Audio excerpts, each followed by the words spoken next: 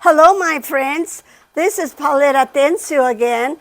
Thank you so much for coming to visit me here at my house and for taking the time to learn how to cook and to bake all the traditional foods from northern New Mexico. This is Abuelita's Kitchen, and I welcome you. Un gran saludo para toda la gente de los Estados Unidos, del país de México, del país de todos los países latinos y de otras partes del mundo. Les doy la bienvenida. Today, what we are going to do is I'm going to teach you the very basics of white bread. With this recipe, you can do almost anything that you want to, okay? This is like the mother of all doughs, or the dough breads. And so we are going to start today by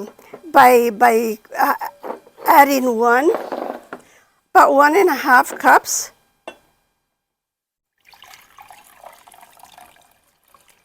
of warm water. Okay, and remember, sometimes people ask, well, my bread doesn't want to raise. It's really flat and it's heavy. The reason is because maybe your yeast is outdated. Maybe your water is too cold and it's going to take forever for it to rise. That could be one of the problems. But once you get your water in your bowl, you're going to come and you're going to add 2 tablespoons of sugar. From there, we are going to add the yeast. In this bowl, we already have our water, we have our yeast, we have our sugar, and we have our salt. We are going to mix it, and soon fermentation is going to start. This is going to help your bread rise, okay? We're just going to let it sit there. Just maybe like 10 minutes. You can see it. It's just going to start to bubble a little bit, and then it'll be ready. And this is one of the most simple breads ever, okay? This is a basic bread. I always start teaching bread making with this recipe because there is no way that you can mess it up. Our 10 minutes are up, and so now we are going to start adding our flour. I want to give you a little advice. When you are making your dough, if a recipe calls for 4 cups or 6 cups or whatever, don't add everything. Don't add all the flour at once, because maybe the recipe is going to be wrong and you don't want to waste all your ingredients. So always put half of what the recipe calls for. In this case, it is telling me that they want 2.5 cups of flour. So I have over here a little bit more than that, but I'm not going to add it all. I'm going to leave a little bit. Okay? You don't even have to dirty your hands. You're just going to mix. You know, there used to be a man in Peñasco, and when all the ladies were outside making bread, en el horno, or their pasteles, whatever it was that they were baking, he would come by, and he used to love it. He loved to see all the ladies with their aprons and their papalinas and everything on, and he would go and he would watch for a while, and then he would start singing. It says, me quiero casar, no hallo con quien, tengo que buscarme una linda mujer, que sepa bailar y bien cocinar.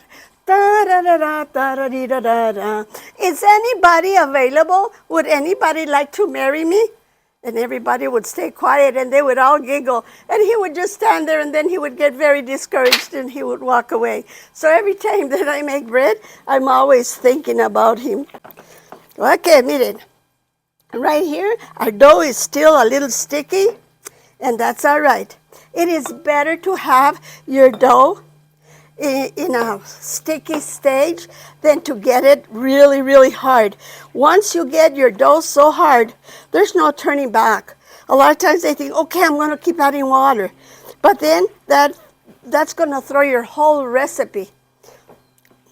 And before you know it, you're not going to have the bread that you had wanted, okay?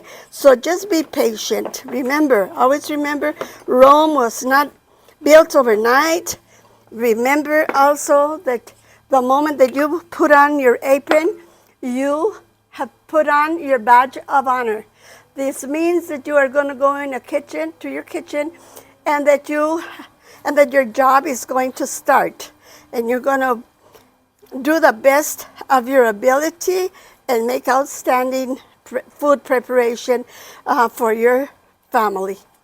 And I think that I'm about ready over here, to tell you the truth. See how easy? It can't get any more easy than this. Okay, now this is all I'm going to do. I'm going to knead the bread. And not to worry, okay? Even if it's a little sticky, that's fine. Because later on when we roll it, we're still going to flour. What I'm going to do is we're going to be moving inside. I'm going to place this dough in another pan. And then you're going to let it rise. And that's what we're going to be doing inside. We're going to be moving, and we're going to be doing our different loaves of bread. And I'll work on my kitchen counter. You know, before we go inside, I just wanted to share something. Anyway, I am among friends, so it's okay if I tell you this. But ever since I was a little girl that I lived in Peñasco, we had a neighbor, the most wonderful and sweet lady. Oh, she was outstanding. Anyway, she used to have a lot of chickens, and she had roosters. And every morning, we never had to set our clock, because we would just hear her rooster crow every morning. It was 6 o'clock, no questions asked, it was time to get up. And I would always tell my mama, Mama, ¿qué quiere, mijita? Yo quiero un gallo, mamá, yo quiero un gallo. Oh, mijita, ¿para qué quieres gallo? Mira, si te regalo uno, ¿quién va a ser la que lo va a cuidar si no yo? No, mijita, no, eso no te voy a cumplir. No, un gallo no te voy a comprar. Anyway, that ended my career in wanting a rooster. But she did remind me when the day of my wedding, my mama, she went and she hugged me. She was just crying, and I was just crying and crying because I was really, really attached to my mom and my dad. But anyway, she went and she hugged me, and she was crying. She went and she whispered in my ear, and she said, mijita, al fin se te cumplió. Ay, encontraste tu gallo.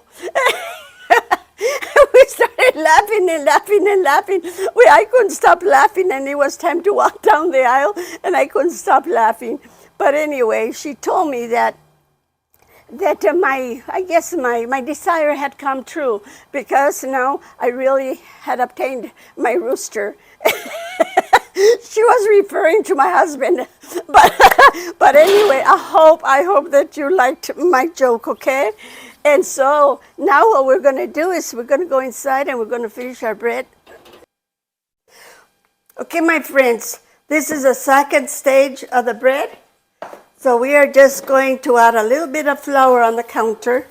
I'm going to take out the dough, and as you can tell, it's very spongy, and it is still a little sticky. You can see. But once you start adding some flour, it'll start taking shape. And always be so careful. The flour can be your best friend, but it can also be your enemy. And here it goes. You can see. See how beautiful that is. It's a very, very beautiful dough. So what I'm going to do now, I'm just going to get a pan, a bowl. I'm going to get a bowl, and I'm going to add a little bit of oil. And then I'm just going to place a little bit like that, just so that the dough doesn't dry out. I'm going to Put a little bit of oil. You put it in that with this, then turn it over. You're going to cover it, and you're gonna just leave it alone. You're gonna let it rise. Usually, it'll take about an hour. And the rise of the dough is going to depend on the temperature of your house. If it's really cold, well, then it's going to take a lot longer. If the house is extremely hot, then there's a good chance it's just going to be, it's going to rise enough to go continue with the following step. So be on the lookout for it, but I usually say maybe about an hour is what I always give it.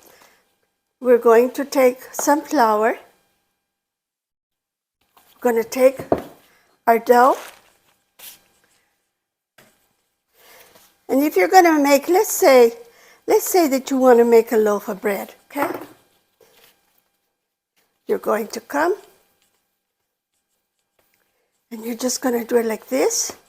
Just roll it, and roll it, and roll it, and roll it. Okay? You make it pretty. You shape it however you want to. Remember, you are the artist, and you are the one that has the final say-so. You do whatever you want to, my friend. You're going to get your bread pan, and you're going to grease it. Usually what I do is I just spray it with a little bit of the spray that has the flour. And let me just show it to you. In the olden days, they didn't have any PAM or any food release. Usually it was just a little bit of lard. And that is how they would grease their pan. But because the times have changed and they want to make a woman's job a little bit easier, they come up with different ingredients or different methods of a perfect release. This one that I use, I don't know, I've been using that for almost 26 years while I had the bakery in Chama. And so I just use the original. Sometimes if I need to use something that has flour mixed in it, I use that one. But if you don't have, that doesn't mean anything. You just get oil or you get lard, whatever, and you grease your pan and you're ready to go. Okay, for this bread, I'm only going to use one, which means that it's enough dough for 2 loaves. So here it goes, and I let it rise, and now it's ready for the oven, and I'm going to place it in at 375, usually you can check it at about maybe 15 minutes. And if it's still not golden brown or whatever, just another 5 minutes should do it. Okay, my friends, the bread has been in the oven for almost 20 minutes. I'm gonna go check it. It's at 375. And all the stoves are different. And that's why I ask that you keep a close eye on it. Here it comes out of the oven, and this is what it looks like. So this is going to be your bread. Okay, and I'm going to turn it over so you can see. And this is the color. It has a beautiful color on it. It'll make a good sandwich bread. It'll be good for anything you want. So there goes the first one. Now we're going to move on, and I'm going to show you the second type of bread. Okay, our dough is ready, so I'm just going to spray this with Pam. I'm going to get my dough. I'm going to sprinkle a little bit of flour on the counter. And again, treat it gently, okay? It is alive. Look how beautiful. It's so soft. Oh, I wish you could feel it. But anyway, then I'm going to place it like that. And I'm going to have to probably cut it again. It's so much easier with the scissors, I tell you. But anyway, just kind of make it as round as you can. You're going to cover it.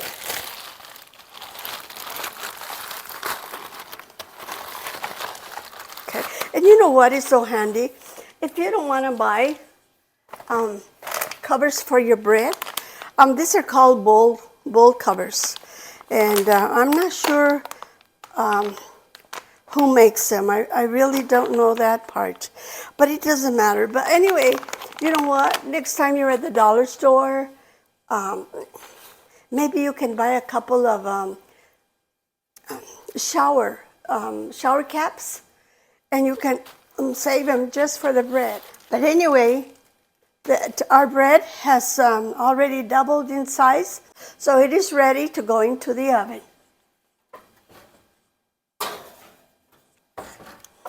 Again, you're going to have at least 20 to 25 minutes of free time, so you can start to clean, or you can do whatever needs to be done, okay?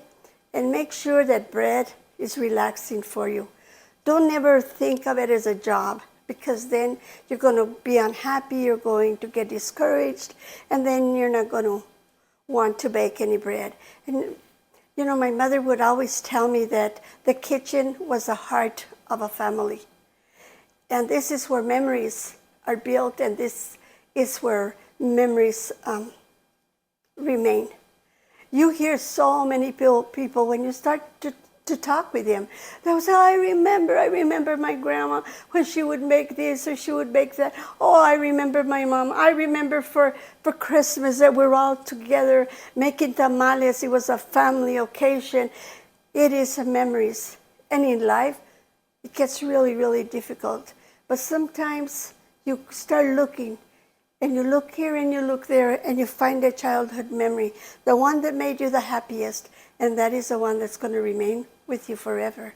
Okay, I believe that the 20 minutes are up. I checked it a little while ago, and it still needed like 10 more minutes because it was a lot of dough. So I'm going to check it. And our bread is ready to come out of the oven. And this is how it looks. What I'm going to do is I'm just very carefully, because it's really hot, and I'm going to come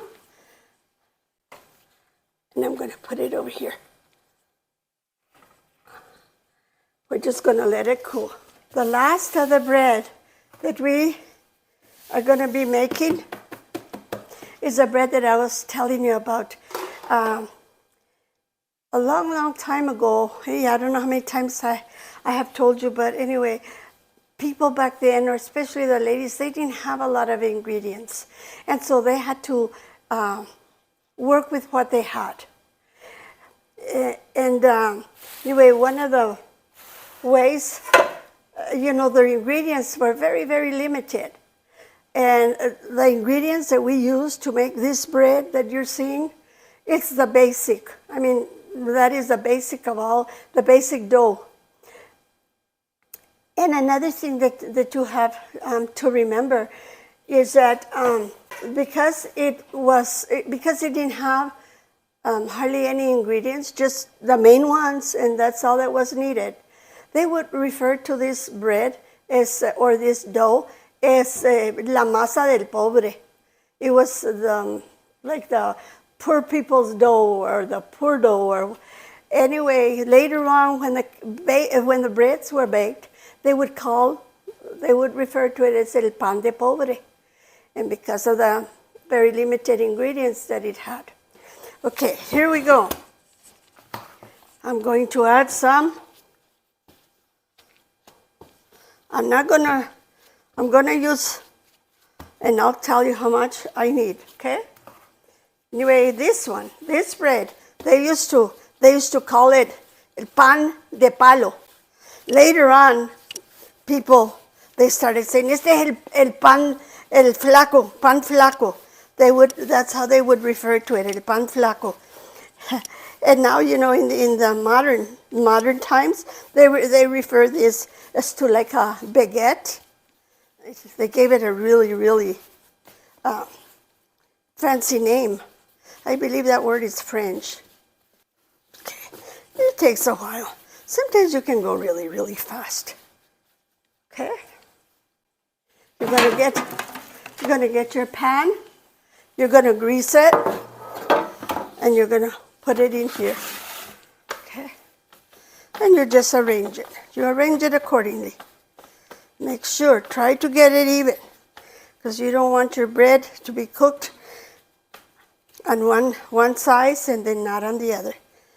And I'm going to cover it.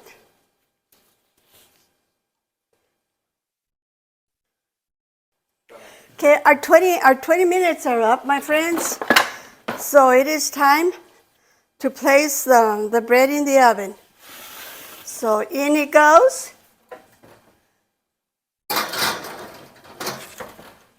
And again, you just go and you do other things that need to be done. This one is not going to take so long, okay, because it is very long, but it is also thin. That's why they call it el flaco, pan de flaco. Well, flaco bread is how I remember it. And again, nowadays, in English, they call it the poor boy's bread. And we're just going to wait until the bread comes out of the oven. And I want to say thank you to all the people that have been watching my videos. I do have another real big favor to ask. Would you be kind enough to subscribe? Because I have to get up to like 1,000 subscribers. And I didn't realize that that was one of the requirements.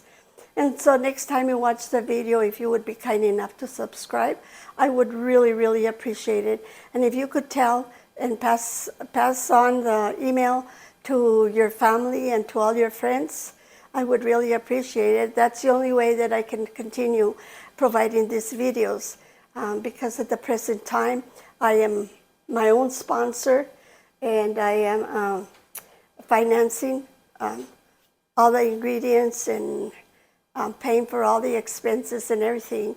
But I believe that with your help, that we can make this happen. And my time is up, and the alarm, the timer just went off, and so I'm going to check the bread. Yes, it is.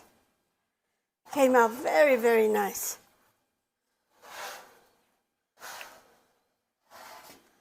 Here you go. It's really hot. Okay. So let me just get a towel.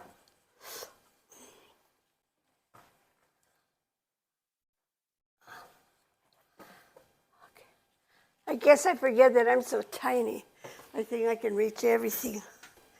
The only bread that I'm going to be making after this will be to teach you how to make the sopapillas. And that's when we're going to make enchiladas norteñas. And that will be in the other video. So please do not forget to subscribe, and also to share with your family and your friends. And hopefully I can continue financially to keep doing videos on YouTube. Thank you so much, and you have a very blessed day. Bye, mis amigos. Bye, my friends.